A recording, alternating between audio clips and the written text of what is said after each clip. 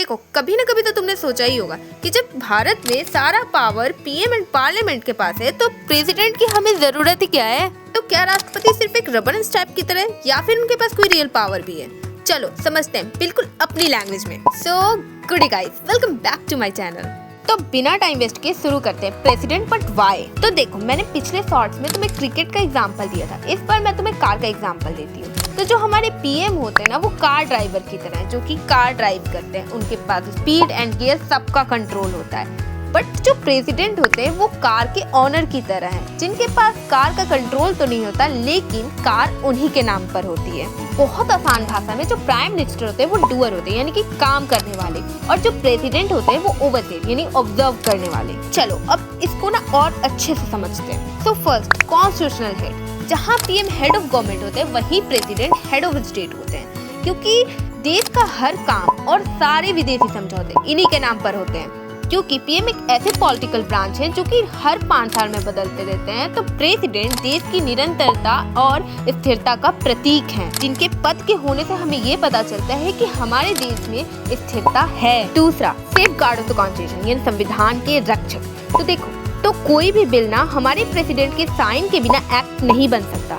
अब हमारे प्रेसिडेंट के पास ऐसा वीटो पावर होता है कि अगर कोई बिल उन्हें लगता है कि संविधान के बेसिक स्ट्रक्चर के खिलाफ है तो वे उसे वापस भेज सकते हैं और विचार करने के लिए कह सकते हैं। सिर्फ फाइनेंशियल बिल को छोड़कर हमारे प्रेसिडेंट वर्क करते हैं चेक एंड बैलेंस के लिए, ताकि पीएम कभी डिक्टेटर ना बन सके। नेशनल इमरजेंसी, क्राइसिस और पार्टी को बहुमत ना मिले तो इनका रोल और महत्वपूर्ण हो जाता है। और अगर देश में नेशनल इमरजेंसी डिक्लेयर करना है तो उसके लिए प्रेसिडेंट का साइन बहुत ज्यादा इंपॉर्टेंट है। तीसरा, चीफ ऑफ डिफेंस, तीनों सेनाओं के प्रमुख।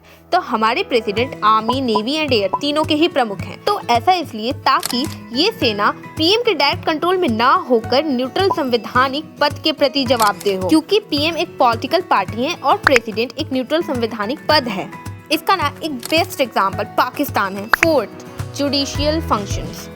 तो देखो, जब कोई इंडियन प्रेसिडेंट बनता है तो वो किसी पार्टी के साथ नहीं होता है, बल्कि वो न्यूट्रल हो जाता है। तो हमारे देश के प्रेसिडेंट न्यायाधीशों की नियुक्ति और आर्टिकल 72 के तहत क्षमादान की शक्ति रखते हैं, यानी कि अगर किसी केस में उन्हें लगता है कि विक्टिम को क्षमा दे देना चाहिए तो वो दे सकते हैं। वहीं आर्टिकल 143 में उन्हें एडवाइस पावर दी गई है, जिसमें वे सुप्रीम कोर्ट को ना किसी केस को लेकर एडवाइस दे सकते हैं। आर्टिकल 60 एंड जब उन्हें शपथ दिलाया जाता है तब भी उन्हें कॉन्स्टिट्यूशन के प्रोटेक्शन की जिम्मेदारी दी जाती है। तो लास्टली इन सबका समरी बस एक ही निकलता है कि प्रेसिडेंट एक ऐसा पद है जिसकी जरूरत हमारे देश को बहुत ज्यादा है। ये कोई ब्रिटिश रूल के टाइम से चलती आ रही परंपरा नहीं है। हमारे देश में प्रेसिडेंट का पद स्टेबिलिटी और प्रोटेक्शन का साइन है। तो अब मुझे कमेंट करके बताना कि ऐसा कौन सा वन वर्ड है जो कि हमारे प्रेसिडेंट के काम को डिफाइन कर सकता है। और अगर ये बातें इंफॉर्मेटिव लगे तो लाइक एंड सब्सक्राइब करना मत भूलना।